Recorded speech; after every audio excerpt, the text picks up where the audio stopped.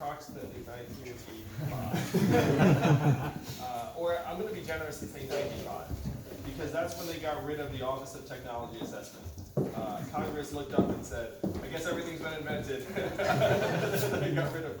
Oh, it was, so it was Republicans who were looking to cut costs anywhere they could, and there was this Office of Technology Assessment that was meant to help inform legislators about what's going on in technology and suggest issues that might require some attention, and they got rid of it. So DC's been stuck in 95 and flying blind since. And if you look at the average age of our legislators, it literally is a gerontocracy. Like the average age is somewhere in the 60s. And we all saw the questioning of Mark Zuckerberg and other tech leaders when they come to DC. And the joke I tell is that this wasn't a surprise visit. Like they knew he was coming, and they had policy aides actually prepare those questions. So it wasn't like the congressperson just like, oh, you're here. Let me think of something smart to ask. That's actually a result of days or weeks of work on the part of their policy staff. So technology, building the future, government dragging decades behind the curve. And this has been quasi-acceptable for a period of time, but it's just now reaching a point where it clearly has massive repercussions for the democracy, for the mental health of our children, for a bunch of very fundamental human issues. And when I talk to technologists like Sam and others, I get inspired because there's this notion that techies are averse to any form of conversation about some sort of guidelines on technology, and that hasn't been my experience. Like the technologists I talk to, many of them are pretty reasonable, or look up and say, hey, like Elon Musk said to me that, look, all of our incentives on AI development are in one direction, and that is going to lead to problems, and so it would be very useful if there was some other set of incentives, and that's not going to come from the actors in the competition because we're just racing against each other. So that's my perspective on it. Would you break up the big tech companies? I wouldn't lead with that as a solution,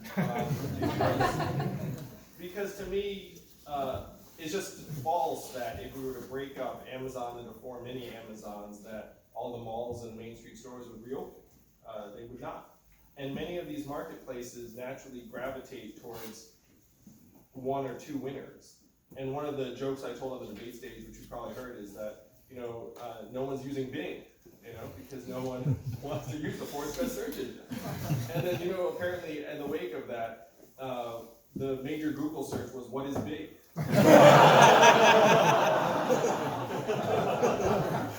Just as proof point. Or the other example I used was, no one wants to use the 4th best navigation app, because it gets less up-to-date traffic data, and so you'd rather use Waze. And so if I say, ooh, you need competitors, it's like that doesn't actually work in a lot of these marketplaces. So to me, the DC break up big tech approach is unfortunately just like a knee-jerk 20th century approach to much more sophisticated, nuanced problems. Do I think that consolidation has gone overboard in tech? Yes. Do I think that now the business model of a startup is to get acquired by one of the behemoths and not try and displace them over time? Yes. Does that stifle innovation and some level of creativity and competition? Yeah. So there are real problems, but you can't take a sledgehammer to these problems and say it's all going to be fixed if I treat you like a railroad or an oil company or something like that. It's like we're talking about much more nuanced problems that would require, in many ways, an active partnership with the company in question. Changing topics, sort of. You have been a loud advocate for UBI. An idea that's been around for a while, but not you sort of really driven it forward. What about it caught your attention? How did you first learn about it, and why is it appealing to you? First, thank you, Sam, because you're one of the people that led the way on UBI when you saw it before many people. And having someone like you see it and advocate for and champion it helps many other people say, wait a minute, Sam's a freaking genius, and he's literally staring at the future all day long, and so if he says this is where we're going to go, I should probably examine it.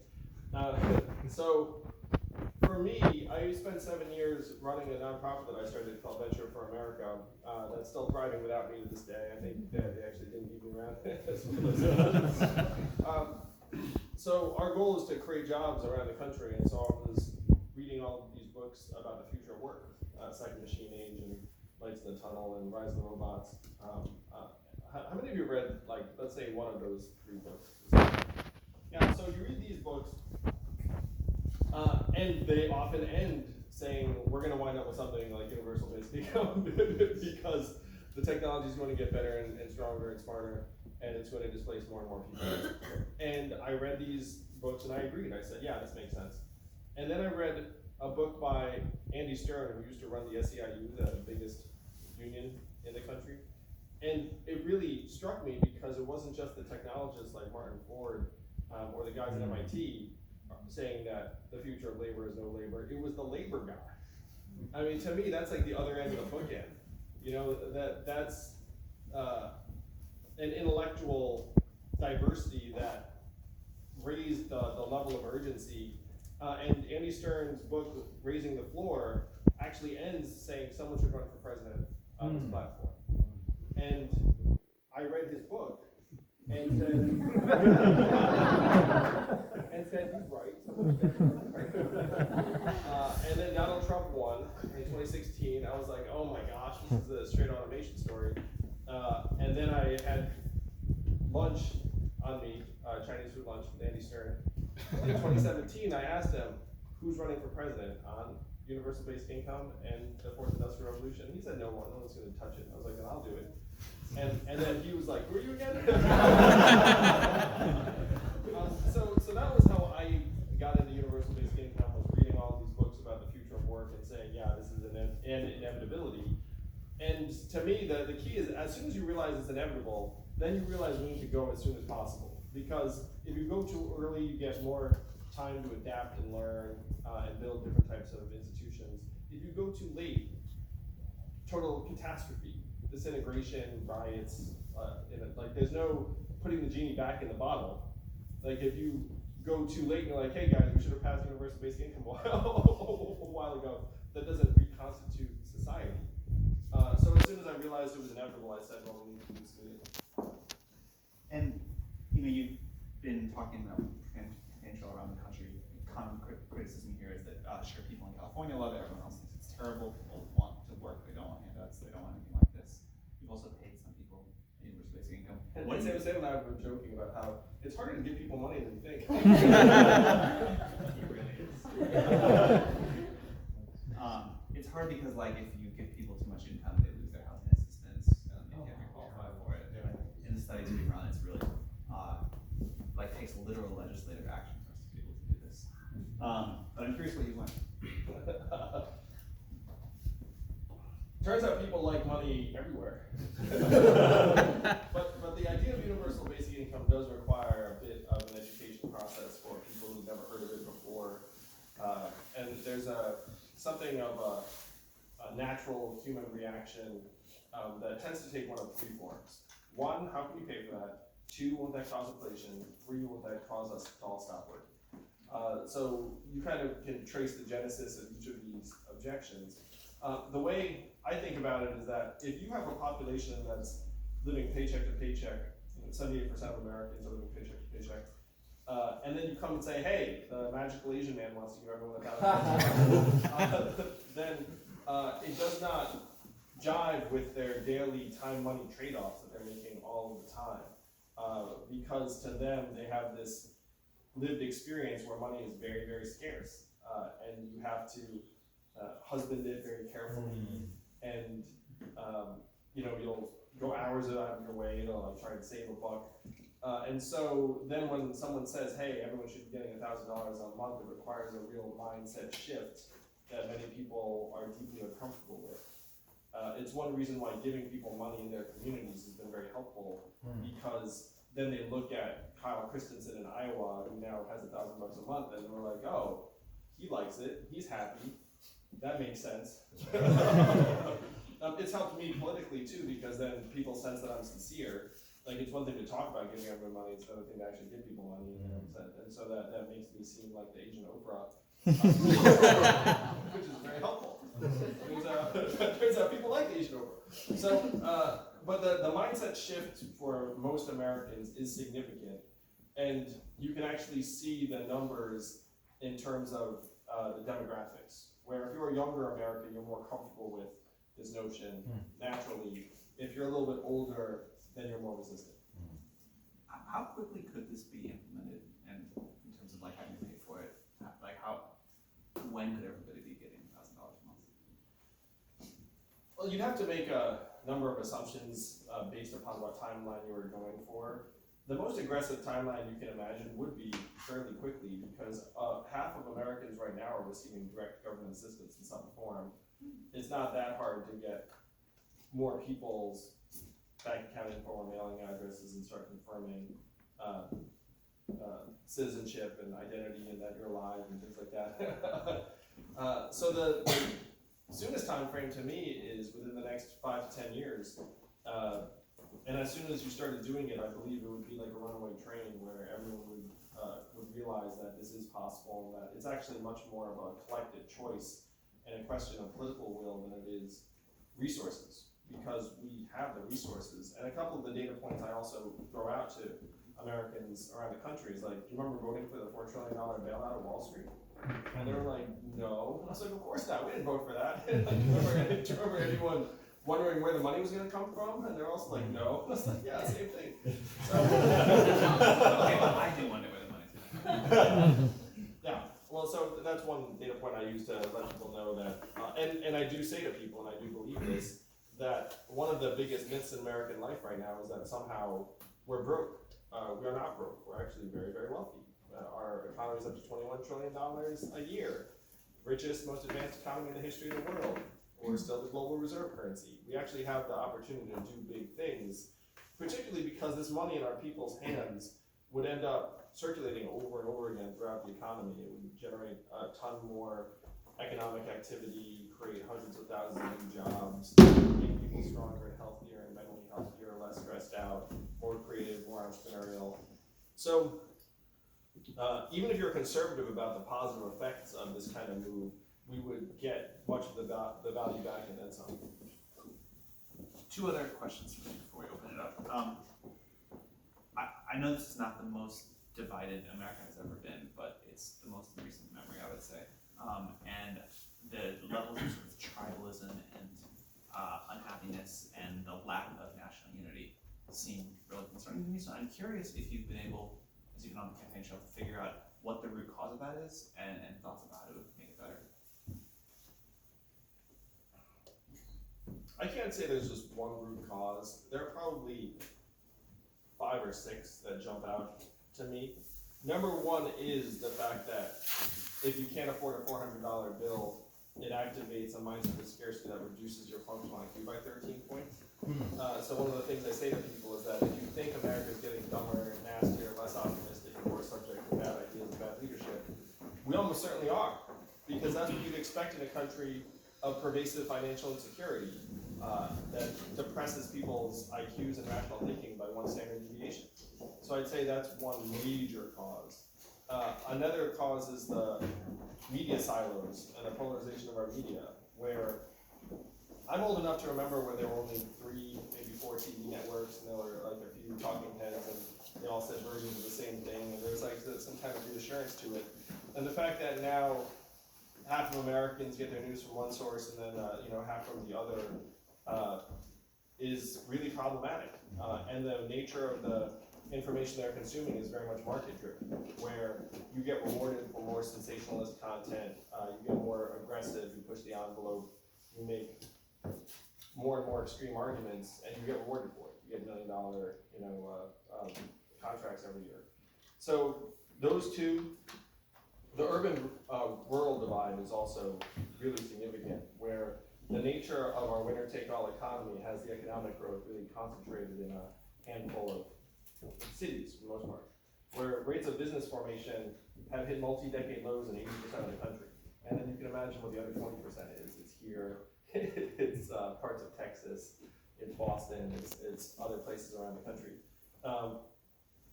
So those are some of the big 3.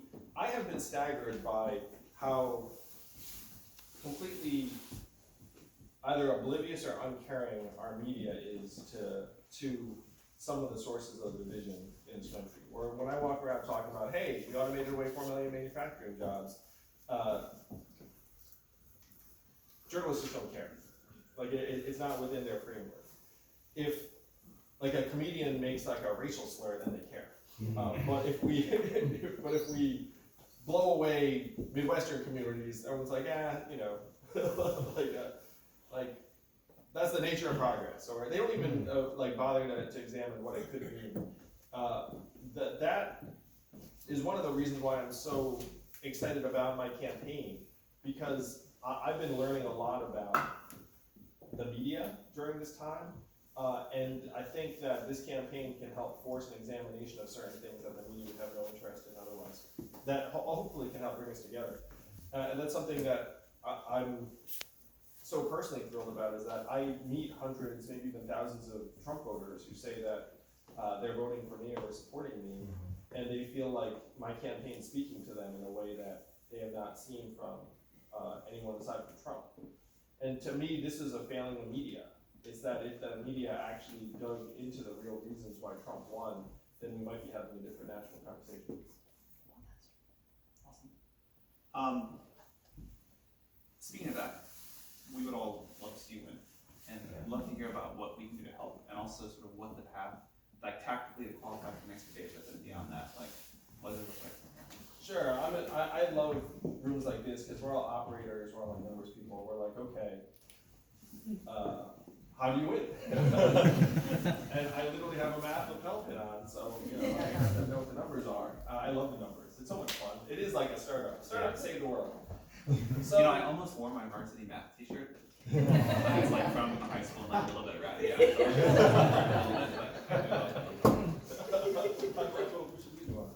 Yeah, I'd be honored if you were. So the steps for the campaign are, we have a couple short-term goals, and then the bigger goals come February. So right now, we're polling, depending upon the poll, let's call it 3 to 5% in early states and national. We have unusually high support in New Hampshire because they just have an independent streak, a lot of libertarians there, and it's an open primary. So the polls of 3 to 5% that we're getting underestimate our support for a few reasons. Number one, the majority of them are conducted via landline. And the Yang Gang and landlines are not related, they're hugely overlapping set. They also tend to call registered Democrats for many of these polls, and we have unusual strength among independents and even Republicans who are switching. So this 3 to 5% does not measure our true strength. We have just started advertising for the first time like 6 days ago, which is also unusual for the campaign. And I made a couple jokes about this. I was like, I'm Asian, so I like to hoard the money. That was one joke.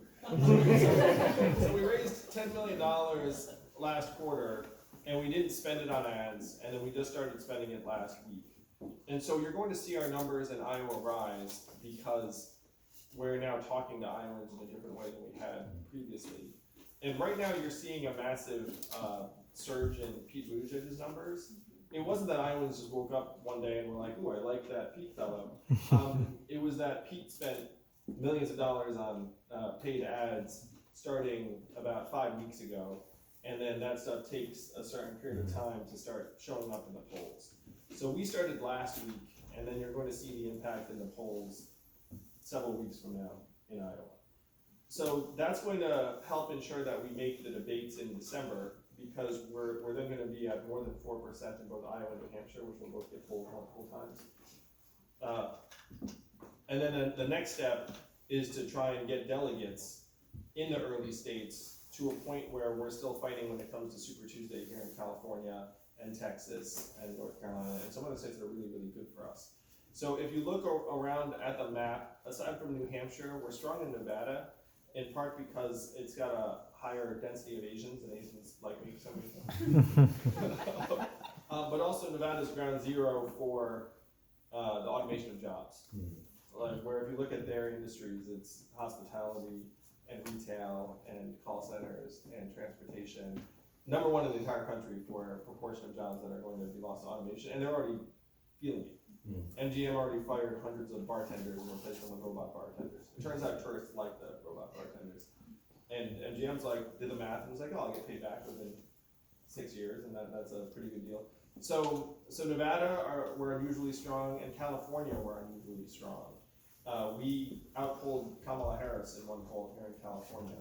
So the goal is to do well enough in Iowa, New Hampshire, Nevada, South Carolina, so we're playing come Super Tuesday, and then we can get delegates all over the place. This is a very fragmented field, and the fragmented field is also good for us. If there was one very, very clear, powerful frontrunner, then it would be less achievable for us to hoover up delegates and then be a player when it comes to the convention. But we can surprise to the extreme upside in New Hampshire in particular, because it's an open primary. Republicans and independents can just show up on the day of. And if you're a Republican and you live in New Hampshire, are you going to be more interested in helping Donald Trump stomp on William Weld, or crossing over to vote for the interesting Democrat? You're going to be more likely to do the latter. Great.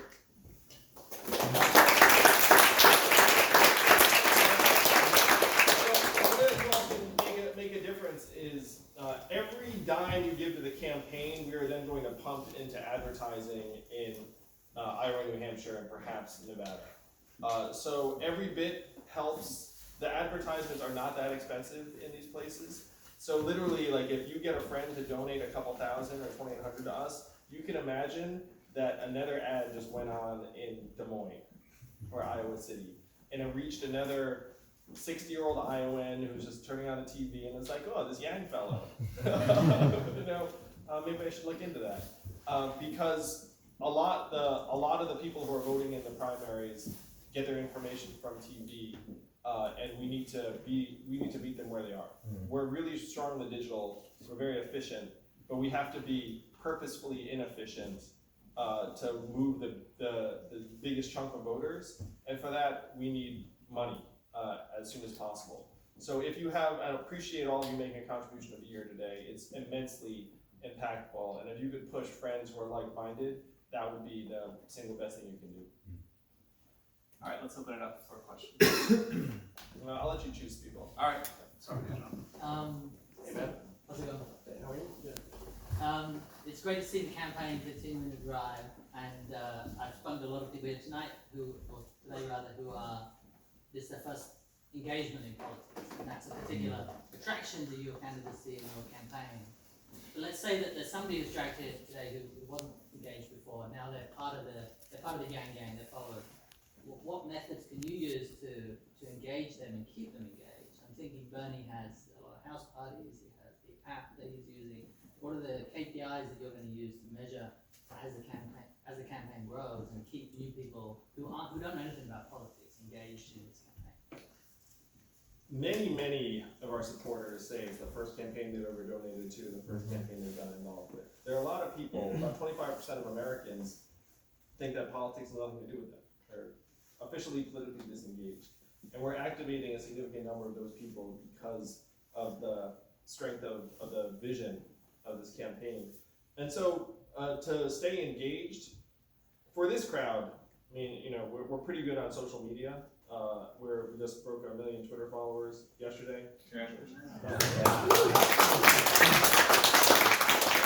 audit is 96% real. Very, very high for a politician. If you actually run an audit on most of the politicians, you'll find they're like half bots. So if you enjoy social media, then being integrated with the campaign that way is very natural. Here in the Bay Area, we have a very active Yang Gang that actually has events and gatherings every week. They get out, they campaign in various ways. There are debate watch parties that they host. And there are different Yang Gangs even for different parts of the Bay Area. So there's one SF, one Silicon Valley, and one Oakland. Thank you. So here it's very, very easy to get engaged and stay engaged. Natively, a lot of the involvement is via social media, or if someone makes a donation, obviously we email them judiciously. We have an experienced political team that uses best practices to try and keep people on a continuous upward trajectory. Me? You. So a little bit about myself. I'm a software engineer at Google right now. And I'm so young that I don't remember when Google wasn't a thing. I just felt like it's always been there, right? And so I'm also an Exeter grad, and so I spent my spring term interning in the Senate for Senator Jean Shaheen. And something that I noticed you said in your first question about how government is sort of like the antithesis of technology, right? I remember when I was in the Senate, I was sort of filling out forms by hand. We were like backlogged on constituent mail because I had to type everything in manually. They haven't heard of OCR, I guess. Like they asked, one time someone asked me to merge two spreadsheets. So I'm like, oh, I know how to program. I can just do this in JavaScript, right? And then they yelled at me because they're like, you should have done it the manual way and not done this fancy stuff. So I was very confused, right? So I've sort of seen how like a really big tech company works, like really good engineering, but I've also seen this sort of really sort of run down government. Yeah, it's bougie government. And I feel like there are just so many people that are sort of used to the old way. So how do you propose sort of modernizing the government, like you said in your first question? I've seen their processes too, and it's really rough. I know a lot of the legislators we're talking about, they've never actually opened an email themselves. Like it's just emails get read to them. What you don't want to do is you don't want to pretend you can transform that kind of culture or environment unilaterally overnight. Like it's very, very hard. In a way, the best thing we could do would be to unite a group of young people like yourself, just to go into various offices and be like, hey, look, they're just there as a resource. And then you just like slowly, very painfully, like, you know, say, hey, I actually can use this technology to like scan all these letters, and it's not perfect, but you can understand what the heck the letter says. And then you don't need someone like me typing it, and they'll be like magic. So you can imagine someone going around just trying to help push these offices into the 21st century. It would be painstaking, but if you made that an organizational effort that was independent of the existing hierarchy, what are they going to do? Say no? You know, it's very, very hard. So this would be the kind of thing that I would love to make happen as president, with the reality that some offices, you know, are stuck in the Stone Age and will never move. And all you can do is do everything you can in a given time frame to try and push them along. Okay, I would like to try to get to all four of you, but can we do like a lightning round of like very short questions and answers? Is that cool? I'll be snappy. All right.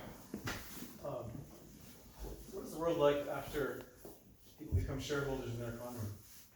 Like what's after the Star Trek world that you mentioned in the past? There's nothing after Star Trek, boy. Well, I mean, I think the journey from here to Star Trek is very, very long and arduous if we ever get there. You know, it's like some people mistakenly say, I mean, it's funny, it's like people have alternately accused me of either being very, very pessimistic or very, very optimistic. And, you know, I think I have a fairly realistic view of human nature, and it's going to be a multi-generational task to try and move us toward an attitude of cultivated benevolence. So I don't know what comes after that, man, because I'm just trying to get us there. Well, one of the things that I've observed about making the case for UBI is that there isn't enough emphasis on telling people that they're getting it too. Especially people who are, you know, not part of the Twitter world, but are the world at large, the people who go to Facebook and have landlines, of which I'm very familiar. And I'm wondering whether there is a way of capturing that. Yeah, it's a great point, Giselle. And there is a knee-jerk reaction I've seen many times where someone will be like, oh, you're gonna take my tax money and like give it to someone else, and then you're like, actually, you will get it.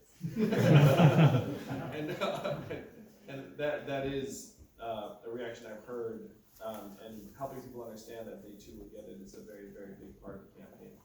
I agree. I will say that we're reaching people, like the potential energy around this campaign is so high because I'll run into people all the time, like security guards or firemen or whatever, who'll be like, "Yay, love you, man! I want my $1,000." Like people, like people understand. But not little old ladies. Yeah, not yet. We have to get the little ladies. So in your book and on the stage, you talked about not that GDP isn't measuring the wrong thing, but you've also spoken out against standardized testing. So what would you measure in education, and how would you measure that? So I see GDP and the SAT similarly in that you don't get rid of it, like it's an important data point, but then you have to try and use it in context. So if there's a kid who, let's say, is petrified with SAT and is at a different point in their development, then instead of trying to keep testing them at like an age level that I think is quite arbitrary as a parent myself, like, and one of my boys is autistic and really exceptional at some things, but just total shit at other things. And so depending upon the framing of the test, he'd either be testing very, very well or just abysmally poorly. And so in his school, and happily he's in a school that's a bit more, or a lot more holistic and individualized, that you can have some kind of evaluation, but then you have like other data points from teachers about their emotional development or about their ability to interact with their classmates, or something like, remember when we were young and we got those weird, it was like before we got A's, B's, and C's. Remember? It was like, Satisfactory. it was like satisfactory, unsatisfactory. We kind of need more satisfactory, unsatisfactories. I wouldn't get rid of the SAT, but I think that having it as like the end-all be-all is leading us in a tough direction. Same thing with GDP. It's like you don't get rid of GDP because it's an important measure, but you'd also want mental health and life expectancy and childhood success and much more. So I have a question about the draft policy that you proposed that has gathered a lot of attention. So I think when you look at the result of the effect of such policies, obviously in Portugal it's done great things by decriminalizing all the drugs, but I actually did a little research on the land of the US, and I found a article by BuzzFeed, which is definitely not trying to be going against the policy. That's sort of saying that, like, for example, in San Francisco, it hasn't really worked that well. It's seen led to a lot of some public health concerns, a lot of complaints, a lot of huge increase in complaints over many areas, as well as actually an increase in overdosage death rates after 2009, right? So I want to see, in your opinion, like, what would be the difference that led to it being effective in some cases and in the other cases? Was it just city versus state, and what would you do to ensure that the policy that you have can carry out the intended effect and not actually lead to worse things? So if you don't know what was your name? I'm sorry. Oh, sorry. What you was referring to is that I've advocated for the partial decriminalization of opiates for personal use. That if you get caught with drugs, you get the drugs taken away, but you get referred to counseling and treatment and not a jail cell. And I referred to the experience in Portugal as a very positive data point. I am very, very data driven. So I'm for things that seem to work. If it's clear that like a particular policy is not having its intended effect in a particular region or for a particular set of reasons, then I'd be very, very happy to re-examine. Like I don't have any philosophical convictions around like the way we treat opiates. I just saw that what we're doing right now is completely not working. Like 8 Americans are dying of drugs every hour. And I talked to EMTs in New Hampshire where they say they save someone ODing, and then they have to go back and save them again the next week, and then the week after that, because after they get in the hospital, they just get sent home, and they just find some more drugs and then do them again. Because there are no safe consumption sites, like they're an addict, like as soon as they have any kind of autonomy, they're just gonna overdose again. And so the EMTs were like, this is a ridiculous system. It's like sucking up all of my time and resources. Sometimes we don't get there in time, the person's dead. So they have this, there's this ruthless, rugged individualism attitude around drug addiction in most of the country, where it's like essentially, get your shit together, like pull yourself up. And what someone said to me was the most profound thing is like, you can't pull yourself back up if you're dead. And so that's the standard we're essentially holding a bunch of people and communities to. And I'm particularly angry about the opiate epidemic because it was completely caused by Purdue Pharma just spreading OxyContin prescriptions throughout the population to epic levels that made no sense on any clinical basis. And so if that's a colossal systemic government failure, then saying to the individual addicts, like, hey, like, this is a crime or it's on you, doesn't strike me as the best way forward. But to the extent a policy was not working, I would be very, very happy to re-examine it. All right, we're gonna stop questions unfortunately, so that we have time for photos. For selfies.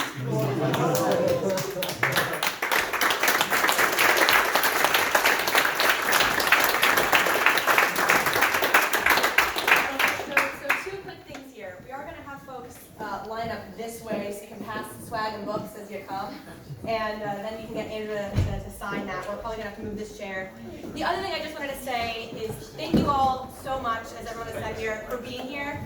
Many of you have maxed out to us, which is incredible, and we are so, so appreciative. So the next best thing you can do is start to raise from your networks. And I know things you may hear, like there's sort of questions of viability that folks encounter a lot.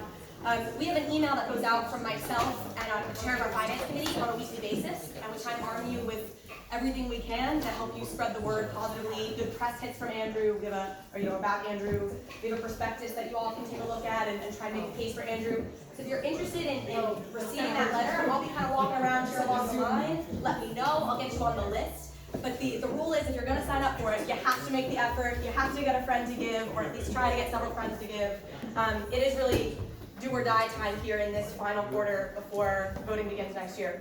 So thank you all so much for being here. Thank you for Sam for having us.